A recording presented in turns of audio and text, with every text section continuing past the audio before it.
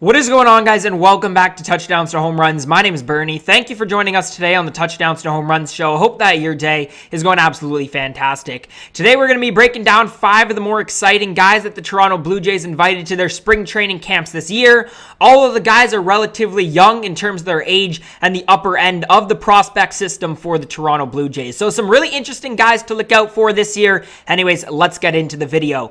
The first guy that we have is Austin Martin, the 21-year-old who is ranked number 2 currently in the system of the Toronto Blue Jays. And if you remember back to last year, this was our first round draft pick, and all the hype was around Austin Martin, who the Orioles chose not to pick, and he fell all the way down to number 5 and the Blue Jays. And thank goodness he did. Austin Martin is a fantastic player, and he really does a little bit of everything. You know, nowadays in the game of baseball, the sort of term 5-tool player, we don't really see as much. You know, you think of a guy like Mike Trout, a guy like Mookie Betts, but other than that, most people who are really good hitters tend either to not have the speed, aren't good fielders. Austin Martin is the closest thing that, at least in terms of the Blue Jays, we have seen to a 5-tool player in a long time.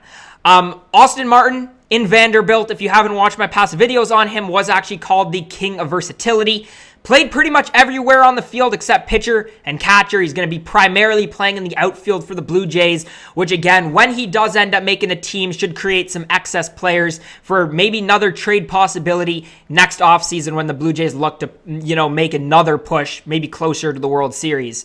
The one thing that does concern me with not only Austin Martin, but really all the players on this list is the minor leagues was non-existent in 2020, right? So all of these young guys who are not in the majors haven't played in a legit game, in a legit minor league game since the 2019 season, right? So Austin Martin particularly hasn't played a game in over a year. So where if he had played in 2020, we might be talking about Austin Martin being a 50-50 to make the roster this year. I think the Blue Jays probably hold him off, give him some experience. I think next year he probably makes the team. I don't see him making the team this year. I don't think you want to rush, talent like Martin through the system, put him in the majors when he hasn't even played a minor league game. But I do think, again, he's a fantastic player, and I think we'll be seeing him next year. Next up, we got Jordan Groshans, 21-year-old, ranked number 5 in the Blue Jays system. Now, Jordan Groshans touched on in past videos because when you talk about trade scenarios and possibly the Toronto Blue Jays trading for their much-needed number 2 starter in their rotation, it's the outfielders who you could package, and it's Jordan Groshans. And, he gets good value for good reason. He's got great potential overall. He's got a ton of raw power and the potential for power.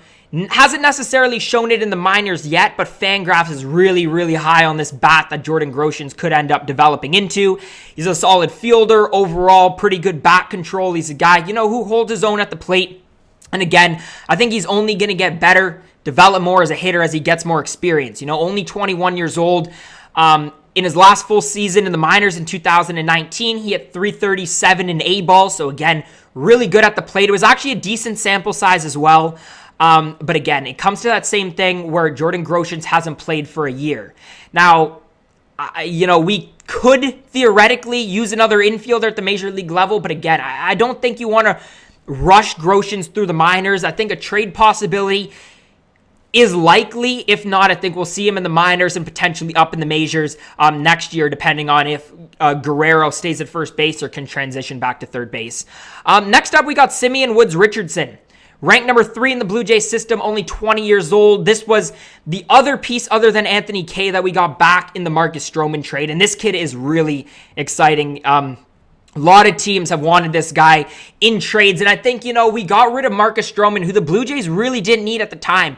And you talk about the value that they got back in that trade. It was absolutely phenomenal. I don't think a lot of people realized it at the time. I told people this kid is going to be special, and even Anthony Kay, look at what he's doing in terms of the longer relief innings in our bullpen. He was fantastic last year. Simeon Woods-Richardson, one of definitely our top pitching prospects. 2.54 ERA in 2019, last full season in high A ball. He's a high strikeout guy, hard thrower. And and relatively low walks as well, which is really, really good. It's a really good sign to see a high strikeout guy have low walks like Simeon Woods-Richardson does, and he's a really mature pitcher for only being 20 years old. I'm really excited to see this kid in the majors eventually, in a rotation that's going to have Nate Pearson, Alek Manoah, who we're going to talk about in a sec, Simeon Woods-Richardson, possibly a guy like Anthony K. Baraki. I mean, the rotation right now has some questions. We have some good pieces in the rotation, but I'm telling you, we have a lot of good potential in terms of our rotation for the future. Simeon Woods-Richardson being one of those guys. Another guy, potentially we could see in the starting rotation in a few years, Alek Manoah, now 23 years old.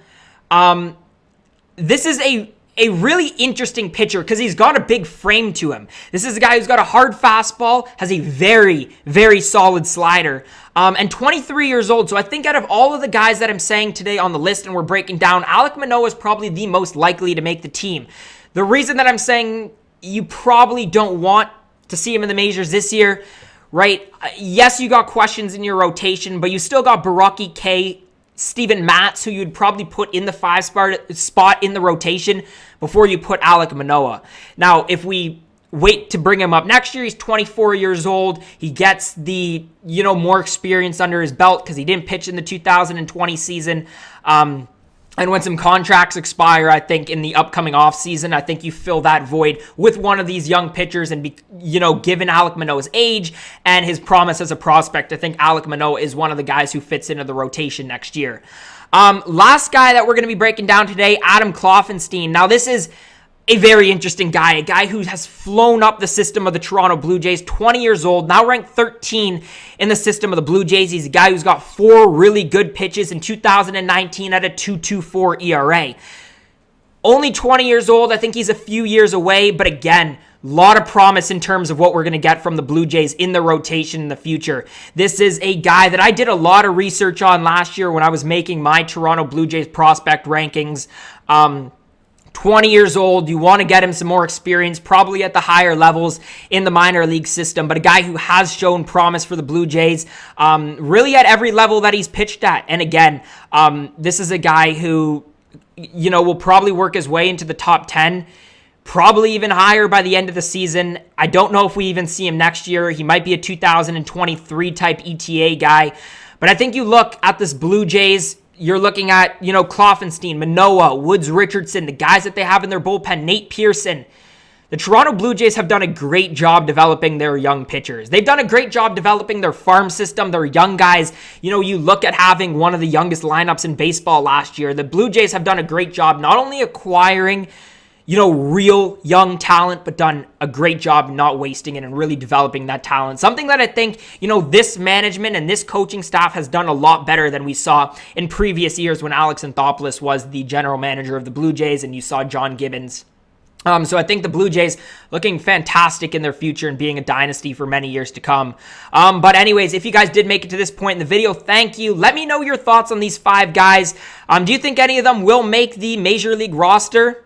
How do you think they're going to do in spring training? I want to hear it all down in the comment section below. If you did enjoy today's video, make sure to leave a thumbs up, subscribe to Touchdowns to Home Runs for more content just like this. As always, guys, thank you so much for watching, and I hope to see you again next time.